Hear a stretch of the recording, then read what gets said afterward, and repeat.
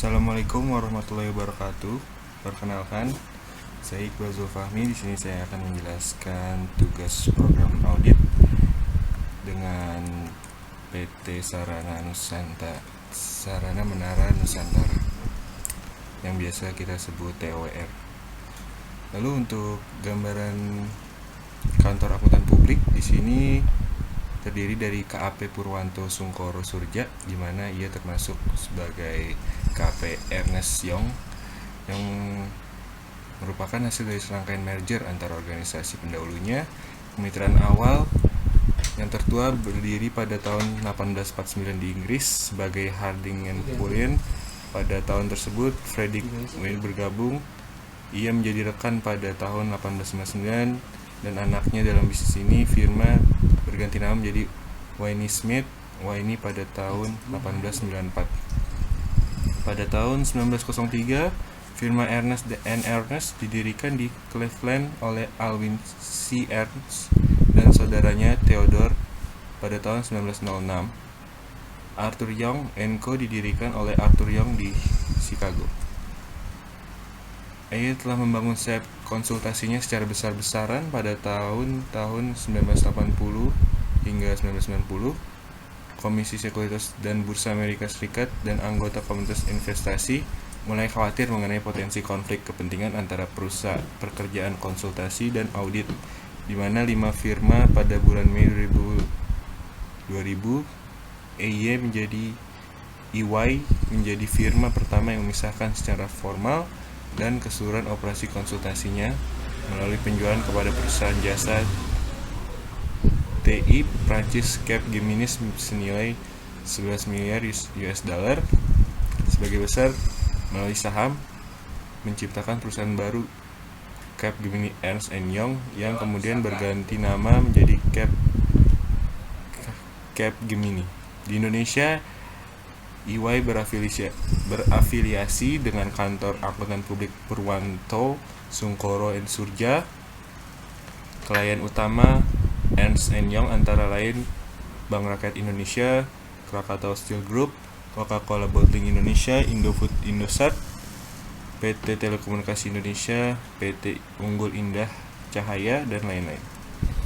Profil kantor akuntan publik yaitu nama KAP Purwanto Sungkoro & Surja, pemimpin Hari Purwanto, beralamat di Gedung Indonesia Stock Exchange, Jalan Jenderal Sudirman, Senayan, Kebayoran Baru, Jakarta Selatan, dengan nomor telepon 021-5289-5000. Lalu untuk partnernya di sini terdiri dari Hari Purwanto Partner, Deden Ridyadi Partner, Yuki Auditor, Wibisono Auditor, Budi Hartono Auditor. Lalu untuk pemegang saham terdiri dari PT Sapta Adhikari Investama, yaitu lebih dari 5%, jumlah 26.540 dengan persentase 52%. Lalu untuk masyarakat kurang dari 5%, 23.283.549 dengan persentase 45%. Lalu diikuti oleh Komisaris Aryo Wibisono dengan nilai persentase 0,6%, Direksi Ferdinandus Aming Santoso 0,021%, Adam Givari Direksi 0,1%, Stephen Dufus Weiss Direksi dengan persentase 0,013%, Eko Santoso dengan persentase 0,08%, Indra Gunawan dengan persentase 0,009%, lalu Agent Kate Galbraith dengan persentase 0,005%. Untuk Dewan Komisaris dan Direksi terdiri dari Tony Kusnadi sebagai Komisaris Utama, Ari Wibisono sebagai Komisaris, Honggo Wijojo Kangmasto Komisaris Independen, Ferdinandus Aming Santoso Direktur Utama, Adam Givari Wakil Direktur Utama, Stephen Dufus Weiss sebagai Wakil Direktur Utama, Kenny Harjo Direktur, Indra Gunawan Direktur, Eko Santoso Hadipurjo Direktur, Anthony Elam Direktur Independen. Gambaran perusahaan PT Sarana Menara Nusantara atau TOWR didirikan tanggal 2 Juni 2008 melalui operasinya secara komersial pada tanggal 2 Juni 2008.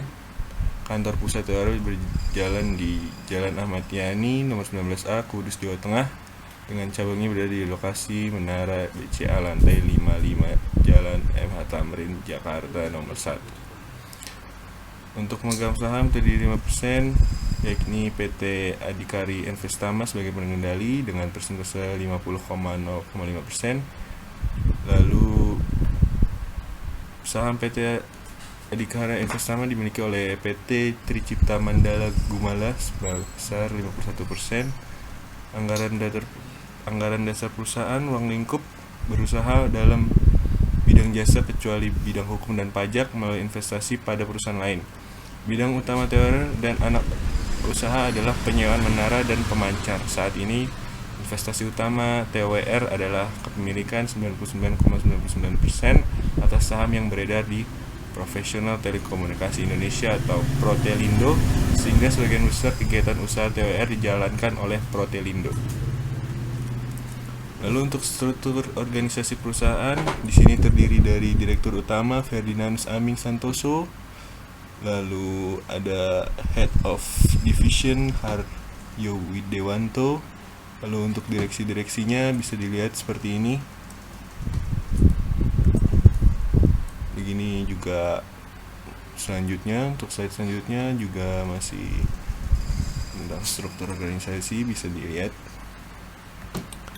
Lalu perusahaan bergerak di bidang kegiatan-kegiatan sarana menara Nusantara dijalankan melalui anak perusahaannya yaitu Protelindo, dengan bidang usahanya sebagai penyewaan menara dan pemancar yang hingga saat ini telah memiliki dan mengoperasikan lebih dari 17.400 menara di Indonesia. Berdasarkan anggaran dasar perusahaan, ruang lingkup usaha SMN adalah perusahaan dalam bidang jasa kecuali jasa hukum dan pajak, dan melakukan investasi pada perusahaan-perusahaan yang memiliki spesialis dalam memiliki dan mengoperasikan menara telekomunikasi untuk operator-operator telekomunikasi nirkabel. Lalu selanjutnya ada tinjauan pustaka. Di sini auditing adalah pengumpulan dan pengevaluasian bukti tentang informasi untuk menentukan pelaporan derajat sesuai antara informasi itu dan kriteria setelah ditetapkan. Auditing harus dilakukan oleh orang-orang yang kompeten dan independen, menurut Arens. Lalu untuk bukti audit, menurut Arens, bukti atau evidence adalah setiap informasi digunakan auditor untuk menentukan apakah informasi yang diaudit dinyatakan sesuai dengan kriteria yang ditetapkan. Bukti memiliki bentuk yang berbeda. Lalu untuk prosedur audit, menurut Arens, dalam memutuskan prosedur audit mana yang akan digunakan, auditor dapat memilihnya dari 8 kategori yang luas yang disebut dengan jenis-jenis bukti. Setiap prosedur dapat mendapat satu atau lebih jenis-jenis bukti. Lalu prosedur audit perusahaan. Siklus penjualan dan penerimaan kas PT Sarana Menara Nusantara Tbk. Peningkatan penjualan berasal dari sewa lokasi dan tambahan sewa peralatan sehubungan dengan ekspansi dari operator besar telekomunikasi keluar Pulau Jawa, termasuk juga peningkatan kapasitas jaringan di Jawa. Sedangkan untuk peningkatan pendapatan iFort adalah hasil dari adanya peningkatan urbanisasi dan permintaan konsumen layanan data di area dengan tingkat data traffic yang tinggi. Pendapatan dari Visat dan MWIFO bisnis bertumbuh sebesar 342,4 miliar atau 64,7% dari 529,1 miliar di tahun 2018 menjadi 871,5 miliar di tahun 2019. Peningkatan penjualan dari jumlah lokasi menara meningkat sebesar 5.028 sewa lokasi atau 17,7% dari 28.319 pada tahun 2018 lalu menjadi 33.346 menjadi tahun 2019. Lalu untuk prosedur audit pengujian pengendalian dan pengujian substansif atas transaksi penjualan, yaitu tujuan audit berkaitan dengan penjualan yang dicatat benar-benar dikirim pada pelanggan atau keterjadian. Pengujian yaitu memeriksa pesan pelanggan yang menyangkut bukti kreditur.